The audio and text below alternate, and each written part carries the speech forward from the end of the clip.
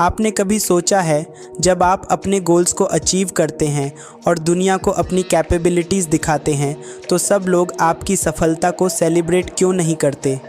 क्या आपने कभी अपनी सफलता को छुपाने की कोशिश की है?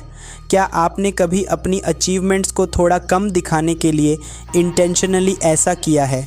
अगर नहीं तो ये समझिए, द लॉ ऑफ पावर का रूल नंबर 2 आपके लिए एक गेम चेंजर हो सकता है। इस रूल में कहा गया है, never put too much trust in friends, learn how to use enemies. आपके अपने आप को दिखाने का तरीका ही सबसे ज़्यादा इम्पोर्टेंट होता है। आपके असली दुश्मन ही आपको वो सीख दे सकते हैं जो आपके सबसे अच्छे दोस्त कभी नहीं दे सकते। यह रूल सिर्फ सफलता के लिए नहीं बल्कि अपने आसपास को समझने और अपनी पावर को स्ट्रेटेजिकली यूज़ करने के लिए भी ज़रूरी है। आज के वीडियो में हम यह समझेंगे कि कैसे आप अपने दुश्मनों को अपने फ़ायदे के लिए इस्तेमाल कर सकते हैं और यह गेम प्लान कैसे आपको आगे ले जा सकता है। अब इसको हम एक आसान एग्जाम्पल से समझेंगे। माइकल ने बहुत मेहनत से एक स्टार्टअप शुरू किया था। उसकी कंपनी धीरे धीरे अच्छी कमाई करने लगी, लेकिन जैसे जैसे कंपनी बड़ी हुई माइकल को मैनेजमेंट में मदद की ज़रूरत पड़ी। उसने सोचा, क्यों ना अर्जुन को साथ ले आऊं, वह तो मेरा सबसे करीबी दोस्त है, उस पर मैं पूरी तरह भरोसा कर सकता हूं। अर्जुन को कंपनी में बड़ा पद दिया गया। शुरू में सब कुछ ठीक चला। अर्जुन ने माइकल का साथ दिया और कंपनी की तरक्की में मदद की, लेकिन जैसे जैसे कंपनी और सफल होती गई अर्जुन के इरादे बदलने लगे। उसे लगा कि माइकल कंपनी का मालिक होने के बावजूद उसकी मेहनत का सारा क्रेडिट ले रहा है। धीरे धीरे अर्जुन ने कंपनी के सीक्रेट्स को अपने फ़ायदे के लिए इस्तेमाल करना शुरू कर दिया। एक दिन माइकल को पता चला कि अर्जुन ने कंपनी के सबसे बड़े क्लाइंट को दूसरी कंपनी में खींच लिया है और अपनी खुद की कंपनी शुरू कर दी है। माइकल को भारी नुकसान हुआ। उसने अपने दोस्त पर भरोसा किया था, लेकिन वही दोस्त उसकी बर्बादी का कारण बना। अब इस नियम समझने का एक दूसरा तरीका है जो मैं अब आपको बताऊंगा।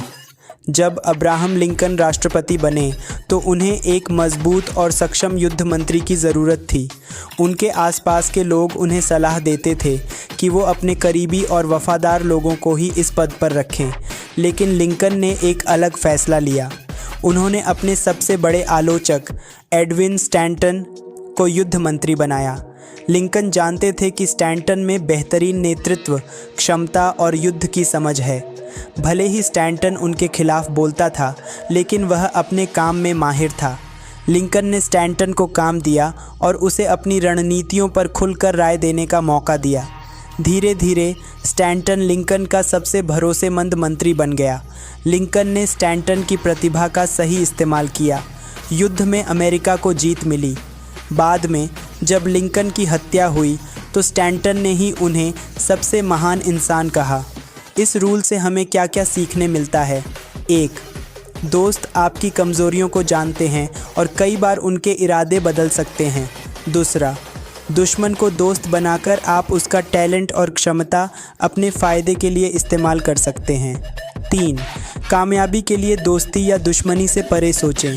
दोस्तों, आप अपने दिल की धड़कन को थाम लीजिए, क्योंकि मैं एक जीता जागता इस रूल से जुड़ा एग्जाम्पल देने वाला हूँ। राहुल नाम का एक लड़का एक नया टेक्नोलॉजी स्टार्टअप शुरू करता है। उसका सबसे अच्छा दोस्त अमन उसके साथ बिजनेस में शामिल होता है। अमन को सारी जानकारी दी जाती है, लेकिन एक दिन अमन अपना खुद का स्टार्टअप शुरू कर देता है और राहुल के कस्टमर चुरा लेता है। राहुल को अमन की जगह किसी और को लाना था। राहुल अगर अपने दोस्त पर पूरी तरह भरोसा करने के बजाय एक भरोसेमंद और योग्य प्रतिद्वंदी को साथ लाता तो शायद ये समस्या नहीं होती। राहुल की इस गलती से हम क्या सीख सकते हैं? 1. दोस्तों पर अंधा भरोसा मत करो। दोस्त आपकी कमज़ोरियों को जानते हैं और कई बार वही इसका फ़ायदा उठा सकते हैं। 2. दुश्मनों को दोस्त बनाना सीखो। दुश्मन को अपनी तरफ लाने से वो आपके लिए काम कर सकते हैं। 3. ये है कि कामयाबी के लिए व्यवहारिक और तार्किक फ़ैसले लो। दोस्ती में सावधानी और दुश्मनी में समझदारी, यही असली ताकत है।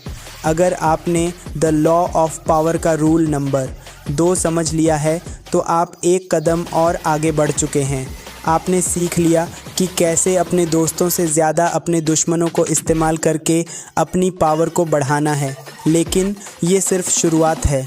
आज हम रूल नंबर 3 के बारे में बात करेंगे, एक ऐसा नियम जो आपको अपने इरादों को छुपाने का तरीका सिखाता है। आपने पहले ही अपनी स्ट्रैटेजी को मजबूत कर लिया है, अब समय है उसे और भी पावरफुल बनाने का। रूल नंबर 3 आपको बताएगा कि किस तरह अपने असली इरादों को छुपाकर आप अपने गोल्स को साइलेंटली अचीव कर सकते हैं। अगर आपने रूल नंबर 2 से अपना माइंड ओपन किया है तो रूल नंबर 3 का राज आपको अपने मूव्स को और भी शार्प और अनप्रेडिक्टेबल बनाने में मदद करेगा। तो आपको अगली वीडियो ज़रूर देखनी होगी, क्योंकि जब तक आप ये नियम नहीं समझेंगे आप अपनी गेम को 100% नहीं खेल पाएंगे।